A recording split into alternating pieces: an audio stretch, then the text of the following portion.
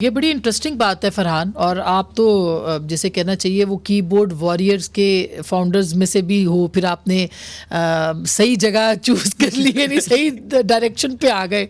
کیا ایکسپیرینس ہے ground realities کے، کس طرح سے یہ شروع ہوا پاکستان کے اندر، کس طرح سے انفلوئنس کیا گیا، کس طرح سے آگے جا کے یہ انفلوئنس ہو سکتا ہے؟ جی دیکھیں، اگر ہم اس کو ماضی اور جو اس وقت موجودہ صورتحال ہے اس سے کمپیئر کریں تو بہت زیادہ چینج ہو چکا ہے. جس دور میں ہم نے سٹارٹ کیا تھا تب اس لیول کی کیمپینز نہیں ہوتی تھیں جس طرح آج ہو رہی ہیں، اور اس کے ساتھ ساتھ جو اکنامکس اب انوالو ہوئی ہیں وہ ماضی میں انوالو نہیں تھی. اب تو یہ کہ آپ کو ٹویٹر سے ہی پیسے آ رہے ہیں، آپ کو یوٹیوب سے ہی پیسے آ رہے ہیں، اور آپ کو پتہ ہے کہ ہم نے ایک اسپیسیفک بیانیے کے اوپر چلنا ہے اور اس کے تھرو آپ کی مونٹائزیشن ہوگی. تو جو جدید دور کی کرنسی ہے وہ ہمارا روپیہ پیسہ تو ہم کہہ سکتے ہیں، لیکن ڈیجیٹل ورلڈ میں جو جدید دور کی کرنسی ہے وہ آپ کے اکاؤنٹس پر ٹریفک ہے، اور ہر انسان یہ کوشش کرتا ہے کہ یار میرے اکاؤنٹ پر ٹریفک کیسے آئے. اب اس پہ کیا ہوتا ہے کہ پارٹیاں لوگوں کو انسینٹیوائز کرتی ہیں کہ اگر آپ ہماری محسوس اسپیسیفک پارٹی کے اسپیسیفک بیانیے پر بولو گے تو ہم آپ کے ڈیجیٹل میڈیا اکاؤنٹس پر ٹریفک لے کے آئیں گے. اب کیا ہوتا ہے کہ وہی جو مس انفارمیشن ہے وہ لوگ، وہ کہاں سے آتی ہے ان کے اسپیسیفکلی ان سے؟ اب جیسے لیٹ سپوز آپ دیکھ لیں کہ پاکستان کے خلاف جو اکثر خبریں ہوتی ہیں ان کو ایک پارٹی کے اکاؤنٹ سے ٹویٹ کیا جاتا ہے. اب یہ جس طرح وہ ابھی بات کر رہے تھے ففتھ جنریشن وارفیئر کی، دیکھیں ایک ہمیں دو چیزوں کو سیپریٹ کرنا پڑے گا. ایک تو یہ کہ ففتھ جنریشن وارفیئر ایک حقیقت ہے. اس میں کیا ہوتا ہے کہ کوئی بھی ملک بغیر اپنی فوج کے استعمال کیے آپ کے ریاستی نظام کو مفلوج کر سکتا ہے. پاکستان کے ساتھ وہ ففتھ جنریشن وارفیئر ہو چکی ہے، اور اس کی تاریخ 9 مئی تھی.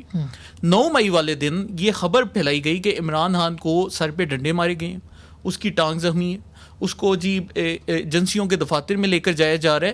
یہ جعلی خبریں پھیلا کر وہ پورے کے پورے ورکروں کو مشتعل کر کے ریاست پاکستان کے خلاف ایک گھنونا منصوبہ تیار کیا گیا.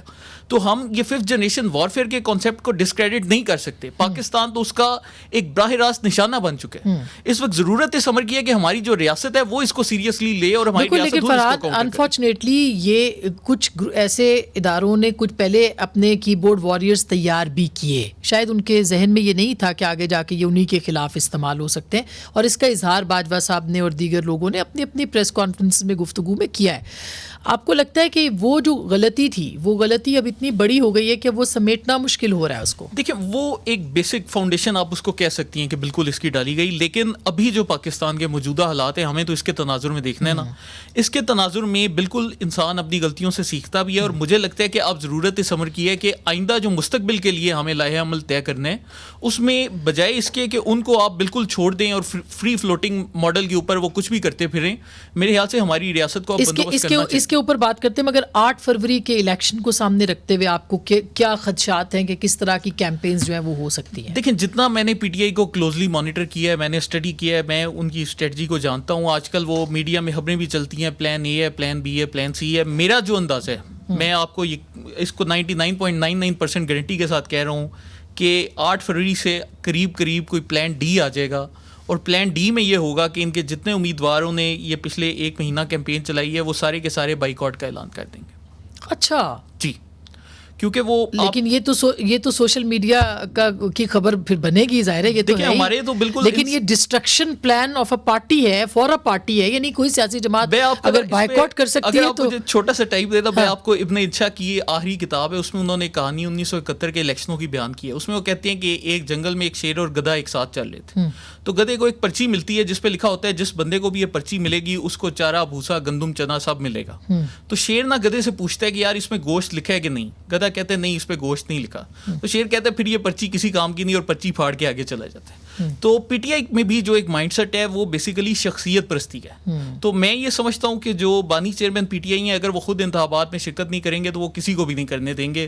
تو میرے خیال سے انتخابات کا بائیکاٹ ہو جائے گا، اور یہ پلان ڈی ہوگا. اور میں آج آپ کے شو پر بول رہا ہوں کہ انتخابات سے 2-3 دن پہلے یہ چیز منظر عام پر، یعنی ایک واک اوور بھی دیں گے وہ باقی جماعتوں کو نا. جی بالکل، کیونکہ دیکھیں ہمارا جو اس وقت ملک کا سب سے بڑا مسئلہ ہے وہ پولیٹیکل انسٹیبلٹی ہے.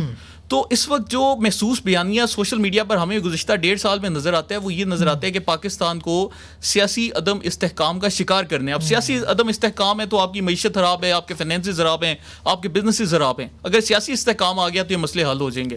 تو مجھے لگتا ہے کہ جو ٹارگیٹ ہے وہ کچھ اس طرح کا پلان ڈی ہو. اچھا، یہ تو انٹرسٹنگ ہے.